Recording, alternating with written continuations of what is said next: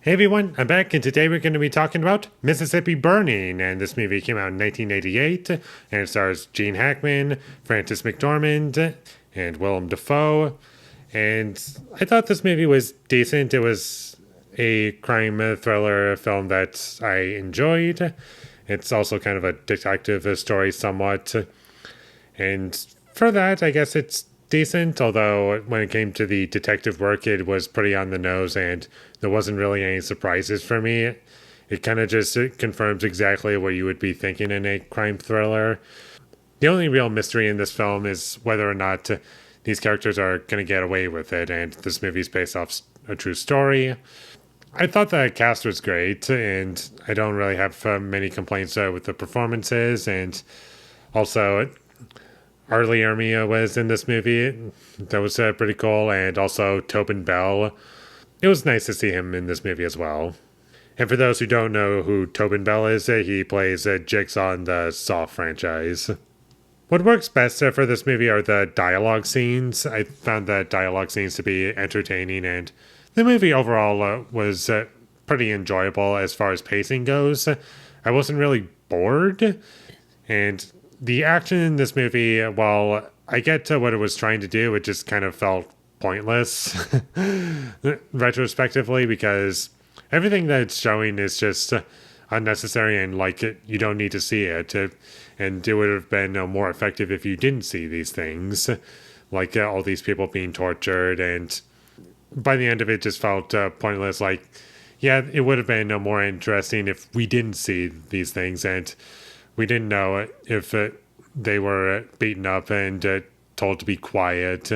Like, if it was more mysterious, then perhaps this would be much more enjoyable. Not by a lot, probably because like the things that it's talking about is pretty obvious.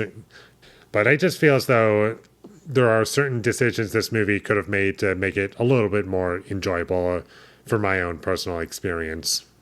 And there's plenty of good scenes in this movie. There aren't any scenes in this movie that stand out as bad. There's just ones that are unnecessary, I feel. I didn't hate the music in this movie, but the way it was used at a couple points I found to be a bit distracting, because I would have just rather had a dialogue in some of these scenes, whereas instead we just have some music telling you how to feel. Throughout most of the movie, it's pretty quiet when it comes to the music. There isn't really a whole lot of music, at least from memory. I'm not thinking of a lot of music in this movie, and it didn't really stand out all that much. But when they did use it, sometimes it was used inappropriately. And as far as technical elements about the movie, like the framing and cinematography, I have like nothing to say about it. It was fine. There wasn't really any style to it. I couldn't really make out if it was a specific director or not. It was just shot exactly how you'd expect. The editing didn't stand out. The sound design didn't stand out.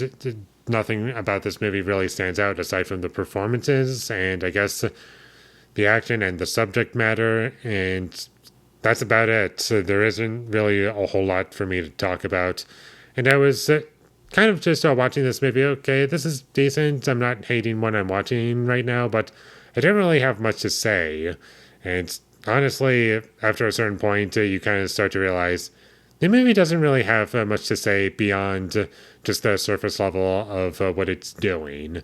Once you figure out all of that, it just turns into, okay, this is fine. It's good for what it is, but not really something that I would ever watch again, is how I would describe it. It's a good movie that requires no multiple viewings, which is fine. Not every movie has to be exactly the same, because if that were the case, then I probably wouldn't be talking about movies now, would I? So, if this sounds interesting to you, then check it out. It's a good movie. It's not poorly made by any means. It's just that there's nothing about it that was particularly compelling or stood out to me. Like, at one point, it tries to be a kind of a court drama, kind of, somewhat. But it doesn't really give enough time to those things. So in the end, it's just a movie that explores certain things, and that's about all you get. And if what you get is enough for you, then this is a movie for you. But for me personally, I can go without ever seeing this movie again. So, with all that being said, I'm going to give Mississippi Burning a 6 out of 10. Thank you for watching my videos as always. If you enjoyed this review, be sure to leave a like and comment down below what you thought of Mississippi Burning, and my social media links, they will all be in the description, so follow me there. And last but not least, subscribe to be a part of Foley Nation, and I'll see you when I get my next review up, and that is going to be for Frankenstein from 1931. So look forward to that, but until I get that up, thank you for watching and have a great day.